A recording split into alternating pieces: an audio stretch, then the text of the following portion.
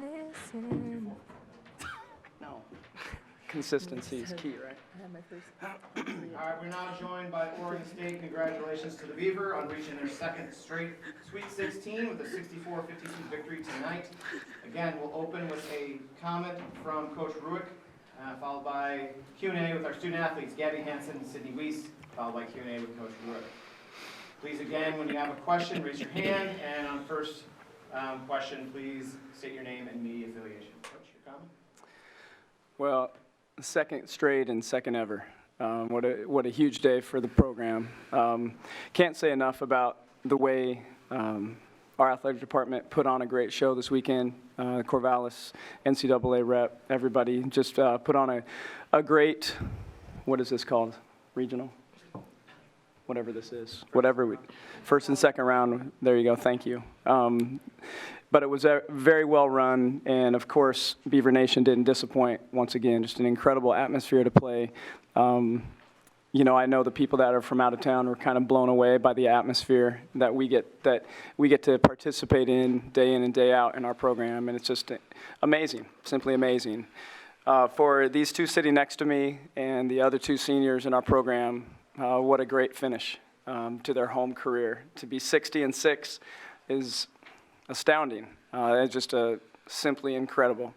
A place that had never won a Pac-12 title before their arrival, and now they've won 3 straight. And now they're going to be able to participate in their second straight Sweet 16 with a chance at more. And, you know, that ovation, I think back to the Stanford sellout, you know, certainly the circumstances were key to make that happen, but these are the people that everybody came to support, and they filled that place and once again had an amazing atmosphere today to play in. And so Creighton is an incredible program. You know, when the bracket came out, we've already talked about Long Beach State, and that's not necessarily a team you want to see in a one-off situation because of their style. Creighton's very similar. There's nobody like them on our schedule. BYU was the closest to them, and that was a good experience for us early in the preseason. But this team is so difficult to guard, and we knew that it would take a heroic effort defensively to slow them down. This is a team that operates with efficiency, unselfishness, and shoots the three from every position on the floor at times. And our team welcomed the challenge, rose to it, and you just saw the heart that this team plays with, you know. And today, I love the way we scored in the first half. Second half, we didn't shoot the ball quite as well, but we executed well all day. And so I'm just obviously very proud. And hats off to Creighton for a phenomenal game, phenomenal season. I know we've followed them since our freshman year because we lost to that team last time we played them, and they carved us up. And somebody asked me the other day, what was the difference, or is there a difference from last time to this time? And the difference is, I said, we're just way more experienced defensively. This program has evolved so much. Jim's been there, and they've been doing that for years, and it's an incredible system, but we are different. And today we proved that, only letting them shoot 10 threes, and they made 2 of them. And that was definitely the game plan, and our team executed to a T. And so very proud and impressed by our group today. Thank you, Coach. Now we'll the floor for questions for Sid and Gabby. We'll go Steve and then Steve Grass, Corvallis Gazette Times. Gabby, first, just how sweet does this feel to get back to the Sweet 16? And then second, you're known for your defense, but today offensively in the first quarter, first half, you really kind of made a mark. Was that something you wanted to do going in, or just how did that kind of come about? You forget how hard it is to kind of get here, and certainly both of these games prove that. So it's an amazing accomplishment to have, and I'm super proud that, you know, senior year we get to go out from Gill with a bang. I think in this game it was just important that we were super aggressive.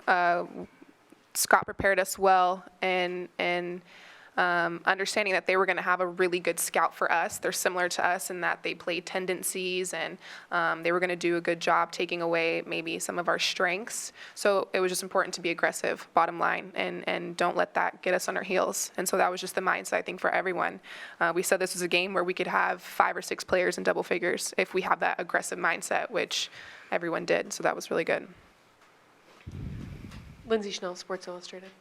Gabby and Sid, I wondered if you could comment not just on the crowd, but what it's like to to build this program and build the fan base. You know, there's a lot of people, especially little kids here, that like love you guys and love this team, and just you came into a program that, quite frankly, had been really bad for quite a while. I think, you know, we just saw a vision. Bottom line, we saw what this place could be. I think we can both attest to the fact that when we came on our visits, everyone was so kind and so nice and wanted this program to do well. Just didn't really have the right stuff yet. And so once we kind of got that, I think everyone wanted us to be very successful, and that's what we saw. And like we said, we've worked hard for ourselves, but we've worked hard for Beaver Nation as well. Yeah, I think, you know, once we stepped foot on campus, people were so in love with Oregon State. And whether it's women's basketball games, any sporting events, there's always great support from the community. And that was definitely appealing coming on a visit. And I know there were a few people that reached out and said, this is an amazing place. It's a diamond in the rough. I mean, I didn't know where Corvallis was, to be honest. And so once you get here, it's super special. And it's amazing to be a part of. And so to have that for 4 years, to see it grow, to see the fan support become even better, it's been such a blessing to be a part of. And like Gabby said, to be able to finish it out with a win on our home floor, it's like a storybook ending. And so I'm thankful that we have some more basketball left to play, but to close this chapter in Gill like that, it's incredible. Brendan Slaughter, Orange Media Network. Gabby and Sid, just talk a little about kind of the emotions of having to kind of leave Gill for the last time in terms of the court, and you know, just kind of the emotions of being able to still play and continue, but know that it's done here at Gill. It has not hit me yet. And I think there's like a block right now where I'm just like not letting it hit, because if I do, it's just gonna be too much. It'll just be like a rush of emotion. So I'm honestly not thinking about that. But you know, there was a moment, you know, walking in from coming up to our warm-ups, and where it kind of creeped in a little bit, like, wow, this is the last game, and amazing turnout from the fans. It was hot in there, which is always, that's how you know it's a good crowd. Yeah, so I mean, it's just been absolutely amazing, and as much as we saw this vision, it's been better than expected. Yeah, I mean, our success is credited to our fans. They have made it so much fun. You know, and when the days are hard, that's our motivation. Because, I mean, it's a grind out there, especially in conference play, and then you get to postseason, and you have all these dreams and aspirations as a group, but you have that bigger dream to inspire and work hard for the people who have had our back since the beginning. And so to know that that was our last time out there, I think I agree with Gabby. I'm not letting it hit me yet, but I know there's a lot of emotions, because we have poured so much into that place. And so it will always have a special place in our hearts, and it'll always be home. Gina Mizell from the Oregonian for both of you. Just what was the key to flushing what happened on Friday and having obviously a quick turnaround and then just coming out with the strong start? You guys started really well, and then they had to play from behind the whole game. It honestly reminded me of a Pac-12 weekend. I think of the LA trip where we lost on Friday to UCLA, and we had to turn around quick and play USC on Sunday. And then the same thing when we were at home, USC, we lost and then had to turn around, play UCLA, and try and get a win on Sunday. It's the same thing. I think our team has always responded well when our backs are against the wall. We needed this win. Obviously, if we were to lose, that's it.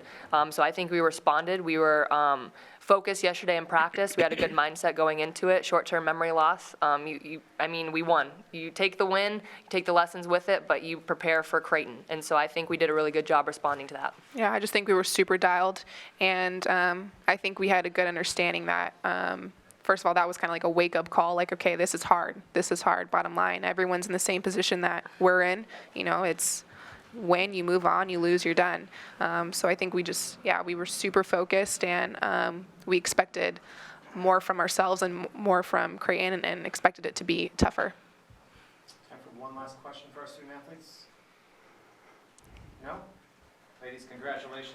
Thanks. Go Beavs! Go Lucky Beavs. Stockton.